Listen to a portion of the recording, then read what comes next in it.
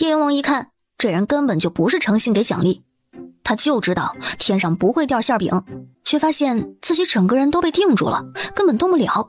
玲珑啊，你看你一听要当我弟子，就高兴的都挪不动步子了。盟主，我有师傅的。一个师傅可以有很多弟子，一个弟子也可以有很多师傅。他教他的，我教我的，我们不冲突，是不是？盟主，强人所难不太好吧？我这人不服管。所以我才要管你呀。你实力不俗，天资聪颖，必须要得到正确的教导，才不会走错路。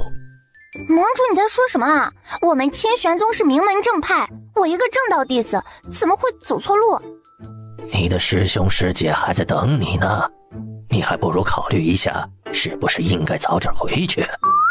这个老狐狸，如果今天不答应他，他绝对是不会放自己走的。最终还是叶玲珑妥协了。也罢，不就是多一个背锅的吗？他愿意凑上来，他还跟他客气。师傅，收徒的见面礼你准备好了吗？灵气不是上品的不要，丹药煤气品以上不收，灵兽别拿来我不养啊，灵石太俗气了。盟主收徒怎么说？出手也得阔绰一些。他原本十分笃定要收他为徒的，现在忽然有点不太确定了。你不会是要反悔了吧？一言既出啊，盟主，你要做表率的，搞快点，我师兄师姐还在等着呢。任汤莲顿时更慌了，怎么好像现在变成他要赖上自己了？当然不会后悔啊。那你先放开我。任汤莲取消了叶玲珑身上的法术。师傅在上，请受徒儿一拜。这么草率？因为这个不是重点。重点是什么呀？收徒礼啊！说了半天，你准备好了没有？任汤莲顿时就有一种自己被讹上了的感觉。为了天下苍生，为了修仙界的安定，他这牺牲也太大了吧。他微微一笑，夺目的光芒瞬间从他们两个脚下生成，迅速的扩散出去，蔓延到整个比武会场之外。他们正震惊着发生了什么事情。只见任汤莲掌心一抬，来自师傅的灵力像是3月的阳春一样，让他浑身舒畅，有所敬意，宣告所有人他要收自己为徒了。盟主这是在做什么呢？叶玲珑为什么要朝着他下跪啊？你眼就不会看，就摘下来，这么明显啊，你都看不出来吗？盟主这是亲自收叶玲珑为徒了。天哪，盟主化神期的修为乃下修仙界最强，手下没有一个弟子，而巅峰舞会上涌现那么多天才，他唯独选了叶玲珑。这个老狐狸竟然先我一步把人给抢了，他是故意的吧？选给谁看的？气死我了！这不是趁你没走，赶紧弄点光让你知道，专程炫给你看的吗？老狐狸多年不收徒，破天荒的收这么一个，能不炫吗？只是他这收徒，我怎么觉得是早有预谋的呢？谁知道呢？他做事情经常这么神神叨叨的，他搞这么大动静，以后要针对叶玲珑的，可要掂量着点了。任汤莲的光芒持续了许久，让前来观摩的人看了个真真切切后，他才满意的收了回来。这枚珠子你好生收藏着，出门在外遇到危险的时候再拿出来，可以救你一命。谢谢师傅啊！你刚刚说我是你的弟子，有好的资源自然会给我，算数吧。算数？等你跟我回镜花山，你要什么为师都给你。叶玲珑点了点头，至少这个便宜师傅还算大方。那师傅，你还有其他弟子吗？也就是说我还有师兄师姐吗？有一个，不过他行踪不定，为师也不知他去了哪里，好几年没见过了。哦，走吧。师傅，我应得先回清玄宗。任汤莲点了点头，是这么个理儿。拿着玉牌可以随时联系我。今天去跟你的师兄师姐告别，让他们带你转告华修远，明天我便带你回镜花山。好的，师傅，那我先回去了。叶玲珑简单的把任汤莲如何空手套白狼，以及他是怎么顺势找来一个新冤大头的故事，告诉了他的同门。盟主收你做弟子，这是一件好事。他很强，而且也很稳。小师妹，恭喜你，你有新的靠山了。同喜同喜，我有靠山不就是你们要靠山啦？有货随便闯，有事师傅担，这个担完那个担，永远不到我身上。听到这话，其他人也跟着笑了起来。巅峰舞会结束，所有宗门的弟子们回到各自的房间里，收拾东西，准备明天一早离开。因为没有了比赛，九华山的最后一夜格外的热闹，大家聊天散步感慨，好多人聚集在九华山的广场上，人头攒动，热热闹闹，在临别的一晚做最后的狂欢。当晚，清玄宗弟子们鬼鬼祟祟偷偷摸摸地走着，眼看着马上就要远离广场，忽然间身后传来了一阵脚步声，有人。你们怎么会跟上的？啊，明天就要离开了，我们是来道别的，但发现你们好像是有大事要做，我们就安静地跟着，没敢出声。算了，你们一起来吧，不要惊动其他人。其他人？他算吗？叶子姐，我一看你们这边情况不对，我怕你们出事嘛，我就赶紧跟过来了。我举报，那边还有2个。你们怎么来那么齐全？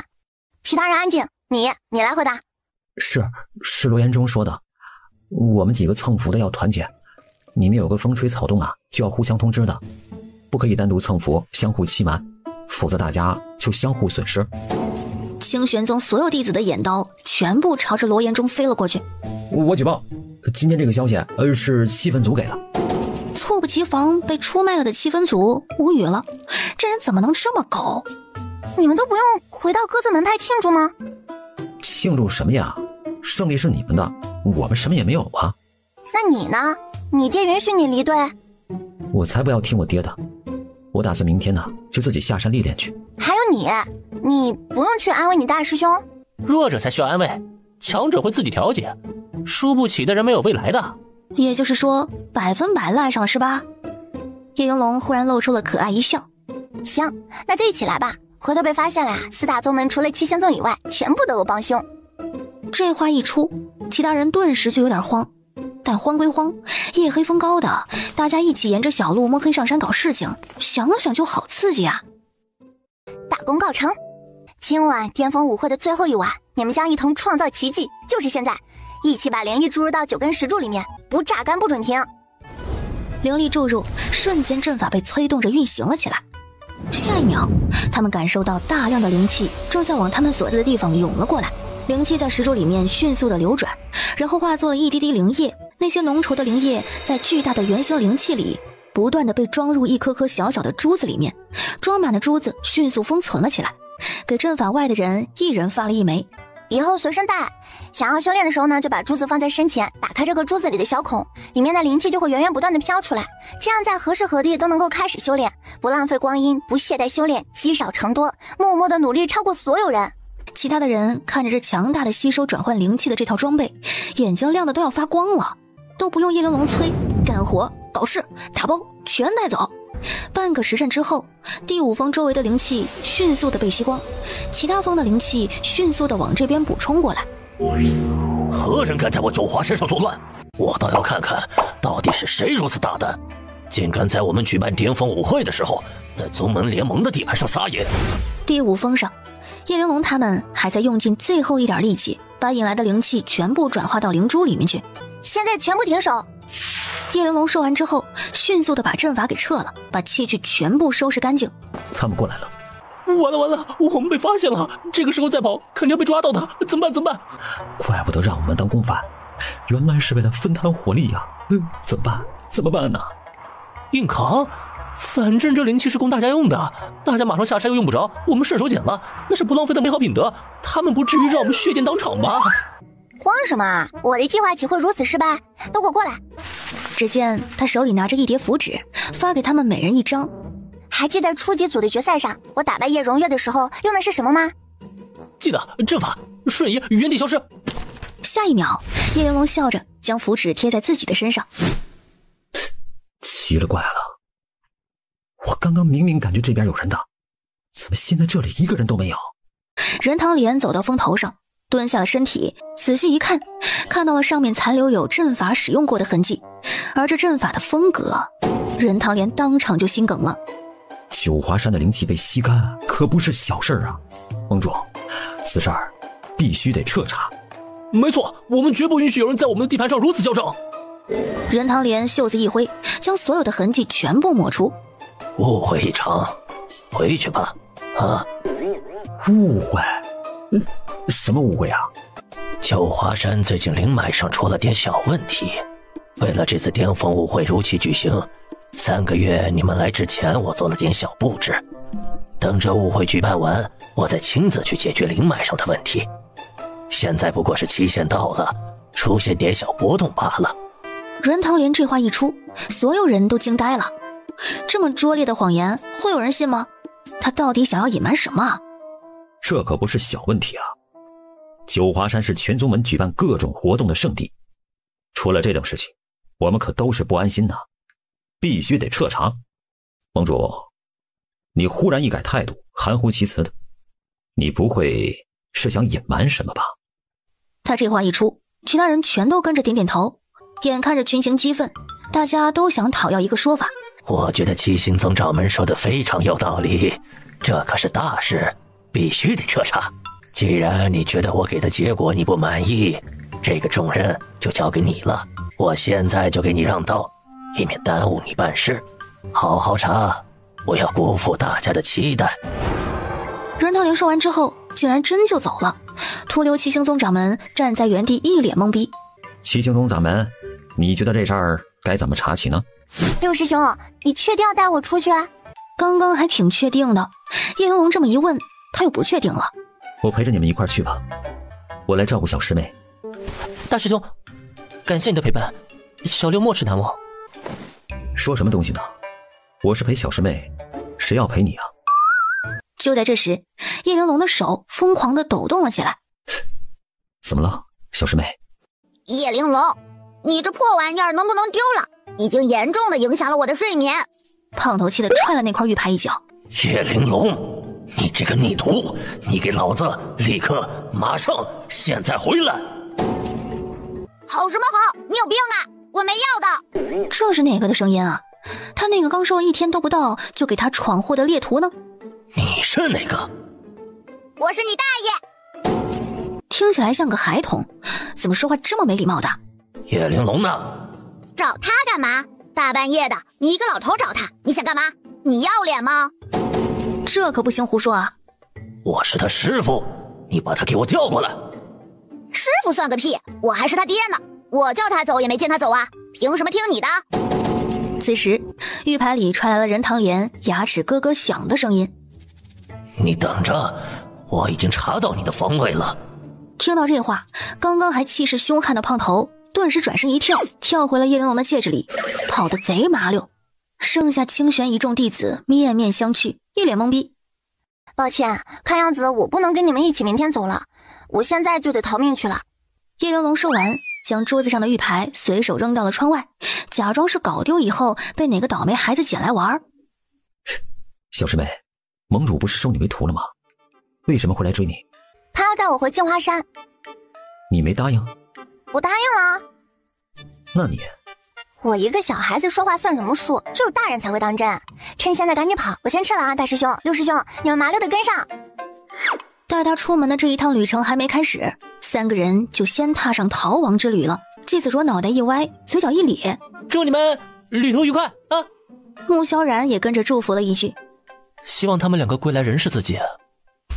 夜色之下，叶玲珑带着2位师兄一路逃窜离开九华山，连夜飞了好几个城池之后，在热闹的蓟城停了下来。他们找了间客栈进去休息。叶玲珑进了门，就拿出今晚刚得到的珠子，决定用一晚上试试效果。另一边，裴洛白的房间内，他双膝盘坐在床上，正准备打坐闭目休息一会儿，忽然间他听到了门外的一声异响。一夜过去，我就知道你们都是骗子，你们这么做良心不会痛吗？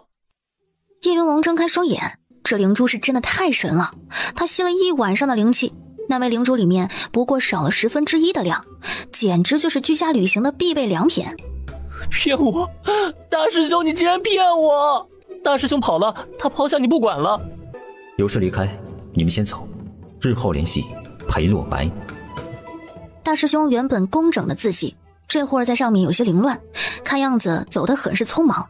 六师兄，你昨晚没听到大师兄房间里有什么动静吗？没听到啊，我要是听见了，我能放他走吗？六师兄，从此以后我们就要相依为命了。倒也不必说的这么凄惨，听着就好让人伤心啊。只见叶玲珑从戒指里拿了个玉牌出来。你在联系大师兄？问他为什么要抛下我们这2个小可怜。消息送过去后，叶玲珑便收起了玉牌。以大师兄离开的匆忙程度，想必这个时候是顾不上给回应的，他也不必等着了。他仔细地回忆了一下原剧情，离他出事还有一段时间，应该不是那回事儿，不用太担心。小师妹，接下来你想去哪里玩啊？要不你送我回清玄宗吧。你不是说不想回去面对师傅吗？出来都出来了，你回去干什么？我怕你会后悔。宁明成一愣，恍然发现他这2天的表现有点太过分了，肯定是伤了小师妹的心了。我怎么会后悔呢？不就是带你出去玩吗？五师兄一个带着2不也活着回来了，我才带了你一个，应该不至于埋骨他乡。但我在清玄宗待了快1年了，不像他们经常出门在外，一时之间我还真想不到能带你去哪玩呢。不过没事，一会儿我去打听一下，我们现在出门吧。好。听说了吗？大妖现世了。你说的是昨天晚上九华山出的事儿啊？这个事儿我也听说了，整个九华山的灵气都被吸干了。嗨，不是这个事儿，是青云州那边有大妖现世了。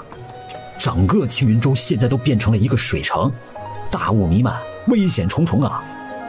你是说那件事啊？我知道，这有一段时日了，是在巅峰舞会举办途中出现的。不过不知道里面什么情况，听说宗门盟主任唐莲派人去过，估计还算可控，所以先把巅峰舞会办完了。昨晚大妖在青云州现世了，青云州被毁了1/4呢。听说盟主啊，已经拉着4大宗门的掌门在商量对策了。啊，不会吧，这么严重了？昨晚九华山上出事，同时青云州出事，咱们修仙界是要完了吗？小师妹，你不要听他们胡说，这些人开口闭口就是修仙界要完了，修仙界日常要完，不必理会。六师兄有大妖哎，我们不去看看吗？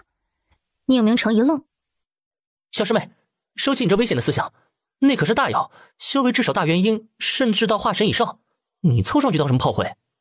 六师兄，可是我想去看看大妖长什么样子。好的，小师妹，一会儿我去给你买一本妖族图谱，给你看个够。六师兄，你要是不去的话，我就自己去了。你放心，回去之后我肯定会写一封免责书，写清楚是我一意孤行，我独自找死，一切与你无关，这样其他师兄师姐们就不会责怪你了。只是，叶玲珑深吸了一口气，眨了眨那双顿时弥漫雾气的大眼睛。说我这一去回不来，希望你能劝劝其他同门不必去给我收尸了，毕竟青云州是真的好危险。小师妹，你别说了，我陪你去。好，六师兄，我们死也要死在一起。别说了，还没走呢，先不高心态好吗？走啦，六师兄。叶玲珑说完起身就走，特别兴奋。小师妹，你慢点。六师兄，你快点，再不快点，我们就要错过二师兄了。哎，你说什么？叶玲珑决定去青云州，也不是一时的意气用事。他记得在原著里，他们家二师兄沈离贤最开始出场的地方，就是这个出现了大妖的青云州。小师妹，你说二师兄是怎么回事？你不是没见过二师兄吗？怎么会知道他在青云州呢？六师兄，在九华山上的时候，我给他算了一卦，算到他在青云州。你什么时候学会的算卦？我师傅教的啊。咱师傅不是在清玄宗？我师傅不是咱师傅。就是说，但凡小师妹找个像样点的借口，他都会说服自己相信的。六师兄，你还有什么要问的吗？没有了，没必要浪费那个力气了。如果你没问题的话，到我肩上来，我带你御剑飞往青云州。小师妹，我自己会御剑的。可你的剑不会自己飞啊。他会御剑，为什么要剑自己飞？六师兄，你至今不明白你为什么输给七师兄吗？不就是比武的时候我出错招数，正好被他克制了吗？错，因为你不够努力。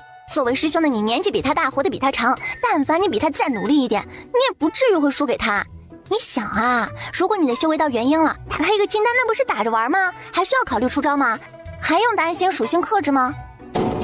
说的好有道理啊。气氛都到这儿了，他也不是不懂事儿的人。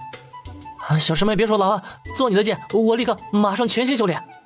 六师兄，你这个人虽然没有什么特点，也不是最强，但你真的很上道，轻而易举的就接受了现状，不像五师兄和七师兄当初还挣扎一下呢。小师妹，论扎心你真的没输过谁？快点修炼吧，要见大妖了，拿出我们最好的面貌来。玄影飞得很快，差不多1天时间就飞到了青云洲外的半空之上。就在这时，原本飞行平稳的玄影忽然急速下坠。小师妹怎么会突然俯冲？六师兄莫慌，玄影有分寸。是出什么意外了吗？遇见我新手啊不新拜的师傅了，算意外吗？他果然带人来到这边处理青云洲的大妖了，我们得快点抢在他前头进入青云洲。为什么？因为搞不好他要跟大妖打架，为了保护大家的安全，肯定要封锁青云洲，到时候我们就进不来了。你都知道他要在这边跟大妖打架很危险，我们为什么还要进来？为了二师兄啊，你不会这么狠心不管他了吧？天哪！不是，小师妹，这罪名可不能乱扣。虽然，但是二师兄修为比我们高，我们2个有什么资格去拯救他呀？你说的对，我们这个修为啊，说不好真的救不了。那你还来？不要紧，救不了他就跟他一块留在这里啊。宁明成现在就是后悔啊，当初还以为不至于埋骨他乡的，现在想想，他可能思想不够成熟。你宁死也要救二师兄，我真的是被感动到了。谁说我们留在这里就是死了？那不然呢？打不过就加入嘛，这修仙界大妖初来乍到，应该挺缺小弟的。说真走到那一步，你说这个锅我是甩到哪个师傅身上好呢？小师妹，你前2次出门也是这么勇的吗？那没有，前2次带了师姐刻意收敛了，这次好就带了你一个，作没了我也不心疼。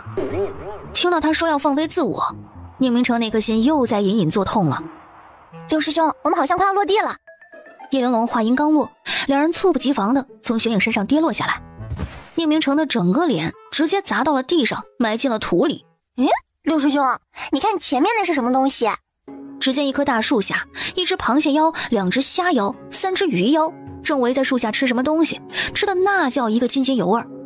他们吃的竟然是人，而且已经吃的就剩下一条手臂了。妈呀，是妖，真的是妖，而且是正在吃人的妖啊！喂，你们是不是没吃饱？叶玲珑指了指宁明成的方向，那边还有个大的，要不要试试？看到眼前个头稍微大一些的宁明成，顿时2眼放光的扑了上去。六师兄扛住，我观察过了，他们都是金丹，跟你一样。可是他们有6个呀。六师兄，你不会打不过吧？要是真打不过，跑总是会跑的，你自己贴2张加速符呗。后路给他安排好了，他是不是要感谢一下小师妹很贴心呢？六师兄，你好好打，检验你有没有认真修炼的时候到了。眼看着叶玲珑一边说话，一边从他和那几只小妖面前走过，却没有被攻击。小师妹，那些小妖为什么不攻击你啊？六师兄，大概是因为我长得好看，他们舍不得吃吧。宁明成决定还是不聊天了，他使出浑身解数1挑6，终于在筋疲力尽跌倒在地之前，把他们全干趴下了，就连最强的那只螃蟹妖也落败了。宁明成松了一口气，正准备一剑过去了结他的时候，六师兄，你全部杀完了，一会儿谁去报信？不是，你还想留个报信的？你是怕自己死得不够快吗？小师妹，1挑6是我的极限了。没关系，我这趟出门也不全靠你。叶玲珑说完，将那只螃蟹妖给抓了起来，用尽全力往前一扔。去吧，把你的好兄弟全部给我叫过来。宁明成知道自己左右不了小师妹的决定，于是干脆迅速的找个安全的地方，看看一会儿大部队来了，他们应该躲哪儿比较合适。小师妹，你能不能告诉我，刚刚为什么他们没攻击你啊？因为我刚刚贴了张鬼气符，他们以为我是阿飘啊。你这是提醒我了，一会儿我试试做个妖气符，回头可以完美的融入他们。咋的？你还真的想给大妖当小弟啊？小师妹这个人说干就干，抓了一只鱼妖尸体上去，对着那几具小妖的尸体在那里使劲捣鼓，一边捣鼓一边还翻书，甚至还一边做笔记，写画画的，还真有那种做正经研究的架势。时间一点一点过去，六师兄，怎么了？这都过去多长时间了？那个螃蟹妖怎么还没带兄弟过来？他刚刚趁着六师兄杀妖的时候，在一旁布置好阵法，就等着那些小妖组队跑来送温暖。可等了半天，怎么一直都没有啊？就连刚刚放走的那只也没再回来过。不对呀，我不知道啊，会不会是你这个办法不起效呢？怎么会？这种入场先来端一锅的事情，我是有多打2次以上的经验的专业人员。我思来想去，这问题断然不可能出在我身上，10有8九是你的问题。我？这也能是他的锅？别的师兄做诱饵的时候百试百灵，到你这儿就不灵了。当然是你啊，有空你反思一下。哎，还以为能给太子带来一顿海鲜大餐呢，现在好啦，就那么几个小鱼小虾，我都不好意思把它叫出来吃。罢了，我自己藏起来吧。六师兄，你说这些妖吃了修士能够补灵气长修为，那我们吃了这些妖是不是也大补啊？听起来好有道理啊，应该是大补的吧？不对，自古修士们杀妖没听说过谁杀掉以后还要拿来吃的呀。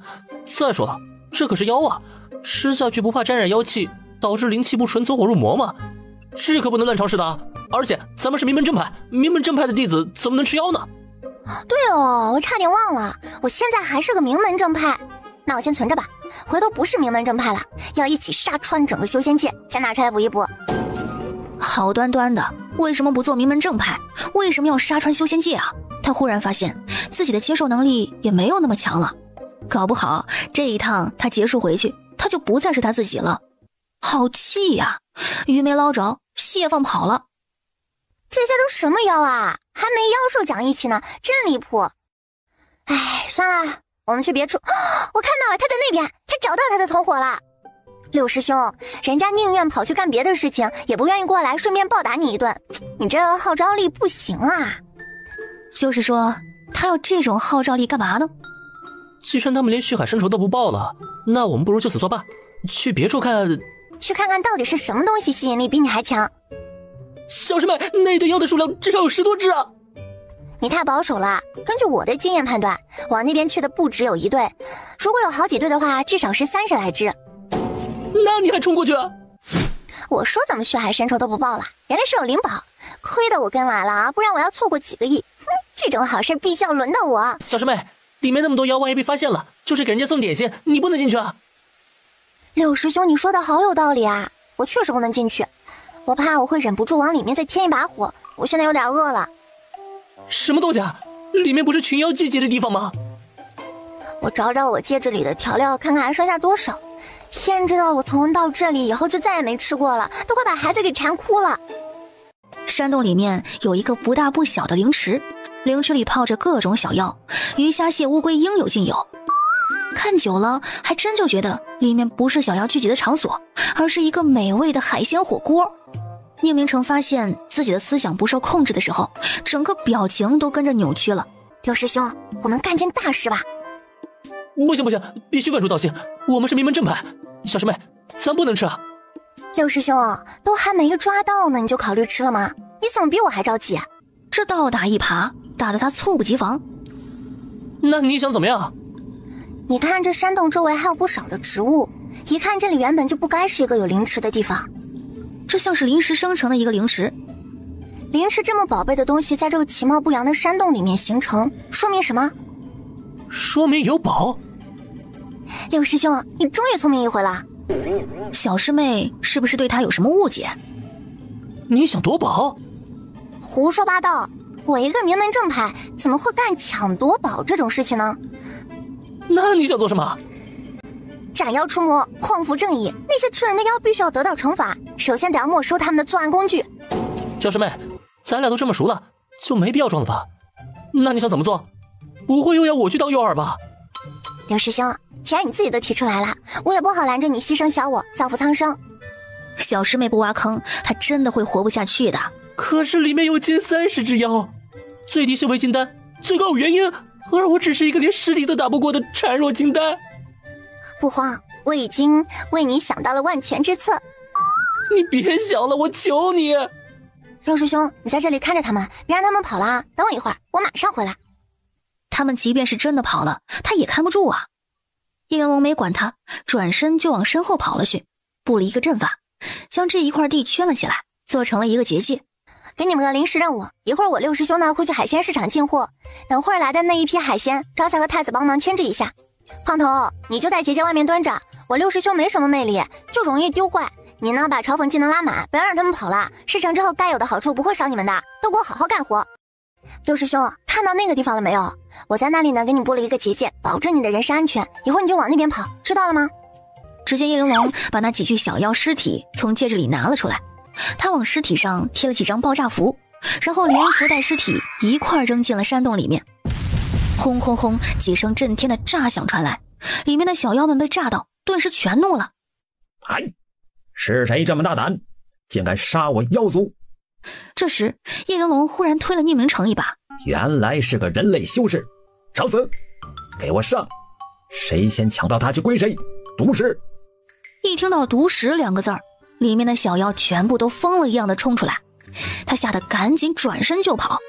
这一跑，他发现自己身上的隐身符虽然被撕了，但是小师妹竟然给他多贴了一张加速符。小师妹是真的好贴心啊，贴心到他想哭。眼看着马上就要跑到的时候，这哪里安全了？一只上古凶兽饕餮，一只吞噬万鬼成王，没有小师妹在，他可不敢自己去送啊。然而这也不能后退啊，宁明成真的要哭了。都什么废物啊，那么多只妖追一个人都追不到，你们配吃饭吗？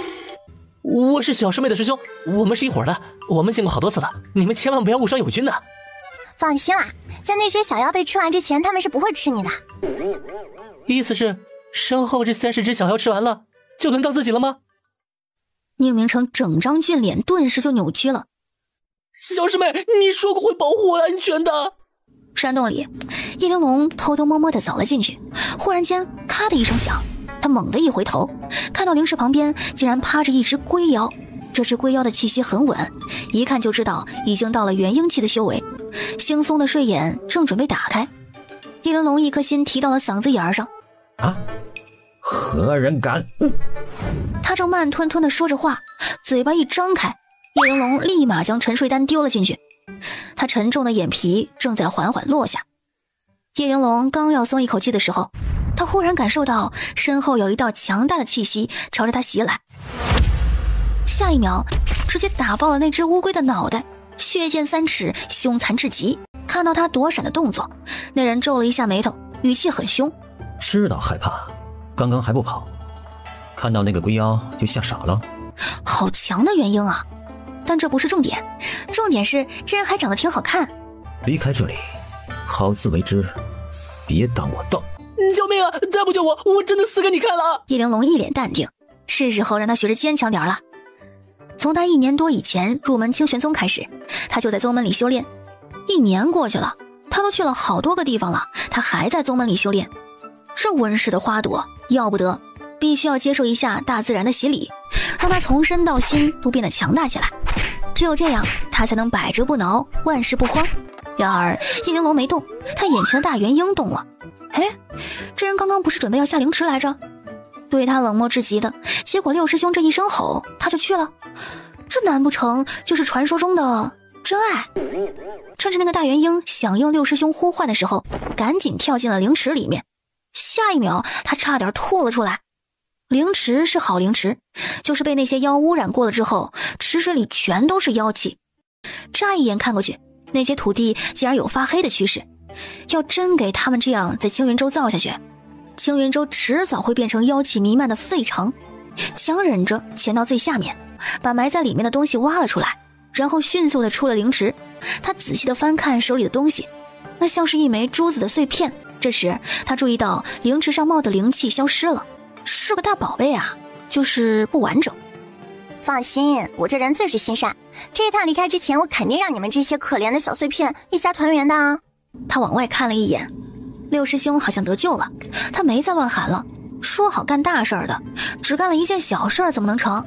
再说六师兄被美男所救，此刻估计在唧唧歪歪，没空找他。于是他捏了个法诀，掌心出现了一枚种子，他埋进了灵池的最下面。大重生树，种子在灵池下面不停地生根发芽，没有了碎片的灵池快要变成一个普通水坑了。于是他肉痛地从戒指里拿出了一枚快用完的灵珠，塞进了刚刚埋碎片的位置。灵珠一放，灵气从里面冒了出来。他造假多次，从未失手，搞定收工。身心俱疲的宁明成转头看了一眼劈碎结界的人。二师兄，我刚刚听到你的声音了，还以为听错了，没想到真的是你啊！你来这里干什么？来不及了，快追！他刚要跑，就被沈离贤给拦住了。那边聚集了那么多的妖，刚刚跟着跑过去的还有一个鬼王和一头凶兽，你还想找死吗？不想活了就早点说，枉费我专程过来救你，错失了先机啊！要不是为了救他，现在那灵石里的碎片他已经到手了。跟温和沉稳的大师兄不一样，二师兄是出了名的又冷又凶。不是，小师妹在山洞里。沈离贤紧拧的眉头一下子撑开。你说什么？刚刚在山洞里边的那个小姑娘是谁？小师妹啊，1年前师父刚领进门的小师妹。小师妹？她竟然是传说中的新入门的小师妹。这1年来，他在大师兄玉牌里传送过来的只言片语里听说过她，是个可爱又活泼、漂亮又乖巧的小姑娘。平日里对同门都很好，还曾问过她的情况。他原先还答应过，若有机会回清玄宗，便送她一份入门礼的。此时沈离贤脸色一变，嗖的一下冲得比宁明成还要快。若是因为他的过失导致小师妹出了事，他即使是万死也难辞其咎啊！沈离贤跑在前头，宁明成一刻也不敢歇地跟在后头。贴了加速符的他勉强能跟上二师兄的步伐。就在这时，他被一个从侧边跑来的娇小的身影拽了一下。小师妹，你没在里面呢。在里面干嘛？煲汤！来，快来跟我一起搞大事。这时宁明成才发现叶云龙的面前有一根藤蔓，凤凰神火诀。大火迅速地沿着藤蔓一直烧到了土里，土地被这些藤蔓的叶子撑开，并没有紧紧地包裹藤蔓，所以大火可以沿着藤蔓一直往里烧，烧到不知什么地方去。小师妹，你在烧什么东西啊？海鲜锅，你快去洞口守着。虽然我布了结界，但是我怕煮熟的海鲜还会跑，要是有活的出来，你就赶紧把它们塞回去。一回头就看到沈离贤正准备拿起剑砍破结界，他片刻不敢息地冲了过去，一把抱住了沈离贤，阻止了他的动作。正在外面烧火的叶玲珑看到他俩忽然就抱上了，眼睛瞪得老大，且若有所思。许久不见，老六这是精神不正常了。动作比脑子快，一心只想阻止二师兄破结界的宁明成无语了。二师兄身上有杀气。你做什么？小师妹不在里面，你别破结界，再破那些小妖就又跑出来了。杀气顿时消失，宁明成松了口气，放开沈离贤。里面的灵池此时已经烧开翻滚，但里面泡着的鱼虾蟹以及乌龟却一动不动的全都睡着了，任由高汤将它们熬煮，没有一点反抗。看着看着，宁明成还真的看饿了。不行，那是妖，不能吃。但是他怎么好像闻到了胡椒的味道？乍一闻似乎还有葱姜蒜。小师妹她真的往里面加了调料，她要干什么啊？不是在泡灵池吗？怎么全都煮熟了呀？还是带着香味的那种海鲜汤啊！好香啊，我都饿了。真的不能吃吗？六师兄，炖这么大一锅，真的一口都不能吃吗？不是，这问题问他干嘛？不能吃又不是因为他拦着，而是因为那是妖啊！宁明成，二师兄有何指教？你这一路都教了小师妹什么东西？那是妖啊，又不是真的海鲜，这玩意儿能吃吗？你自己要剁妖，你自己去，你带他干嘛？不是，我没教他这个。那她一个不谙世事的小姑娘，怎么会有这种危险的想法呢？就是说呀，他也想知道啊。二师兄，你就是二师兄？沈离贤原本冰冷又严肃的面色，被叶玲珑这一声又甜又乖的二师兄给喊崩了。他收起了那副又凶又冷的模样，斟酌了一番。小师妹，初次见面，刚刚多有得罪，希望你不要跟师兄计较。怎么会？你刚刚在里面救了我，我高兴还来不及呢。你没有生气就好，我不该把你一个人给丢在里面的。没关系啊，反正我也不危险，倒是六师兄喊的凄惨，你过去救他也是应该的。沈离贤转头看了一眼宁明成，眼底的嫌弃毫不遮掩。这里不是说话的地方，你们跟我来。走的时候，叶玲珑特意放慢了脚步，他怕二师兄一时之间接受不了，于是偷偷摸摸的把招财和太子放了出来。海鲜锅他是吃不成了，但总不能浪费呀。小师妹，二师兄，要不要我御剑带着你？二师兄你也太贴心啦。带你御剑就算贴心了吗？这一路上你就没有得到一点的照顾？你是怎么照顾小师妹的？来的路上，你让他自己遇见吗？那么长的路途，他一个筑基怎么撑得住呢？宁明成瞪大了双眼，他毫不怀疑，如果此时他说自己这一路上非但没有遇见带小师妹，且还蹭小师妹的剑蹭了一路，二师兄一定会暴揍他一顿的。二师兄，六师兄其实有照顾我的。哦，怎么照顾的？一瞬间，叶玲珑和宁明成都沉默了，想了半天，好像还真的没找到过一丝照顾的痕迹。有，他为了我的安全，牺牲自我，把那些小妖全部都引走了，然后丢你一个人在那个危险的山洞里，差点被一只元婴期的乌龟妖给吃掉。二师兄，我其实没有那么弱小，这些我能应付得了。对，他什么事情都干得出来的。小师妹为了你不挨骂，再使劲的撒谎，你自己听不出来，还好意思点头吗？宁明成的心又咔咔的碎了。沈离贤带着他们在一棵大树旁停下，他在附近简单的做了点布置，若是东西靠近，他会第一时间发现。喏，小师妹，这是幽兰花露，香香甜甜的，送给你尝一尝。叶玲珑高兴地接过瓶子，打开来，一阵浓郁的香味飘了出来，沁人心脾。他正要喝，看到了宁明成递过来的眼神，稀有，很贵，大宝贝，省点喝。叶玲珑点了点头，他也觉得是大宝贝，但是二师兄说的那么轻巧，让他以为这个东西很寻常，差点他就一口闷了。宁明成，你是脸抽筋了，还是皮痒痒了？他都不说话了还不行吗？二师兄，我这花露好香啊，可我现在喝不下，一想到那些妖，我就没胃口。沈离贤看了他一眼，知道他又在维护六师弟，便也没再说话。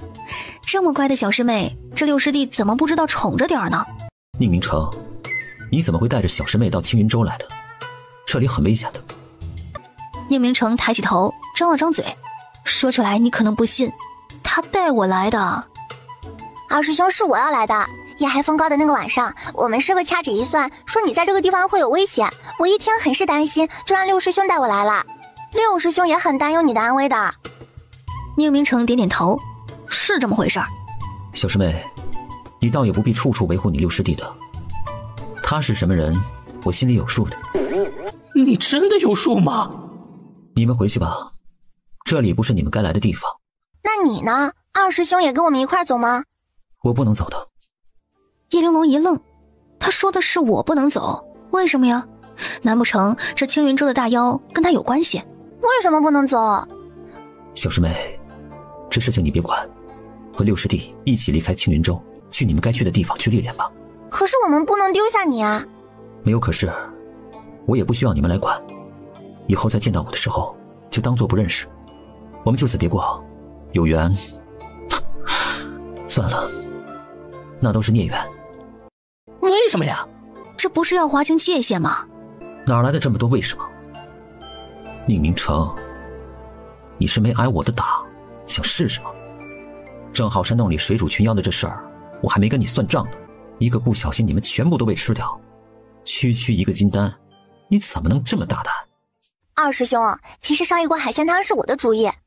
小师妹，你接下来是不是还要说，就连烧他们的火都是你放的？叶玲珑点点头。你以为我不知道宁明成是火系丹灵根吗？你就不敢自己承认吗？叶玲珑望了宁明成一眼，要不这锅你配了？宁明成也望了叶玲珑一眼。罢了，我接受能力很强的。二师兄，这事是我先考虑，我以后……他以后怎样，自己说了也不算数啊。这不是上有二师兄，下有小师妹，他只是个在夹缝中求生存的小可怜嘛。我以后一定勤修炼，爱闭关，强大自己，打架打赢。沈离贤眉头拧成一团，他在说个什么玩意儿？二师兄，六师兄，这是第一次带我们出门历练，没经验是正常的，不能要求太多。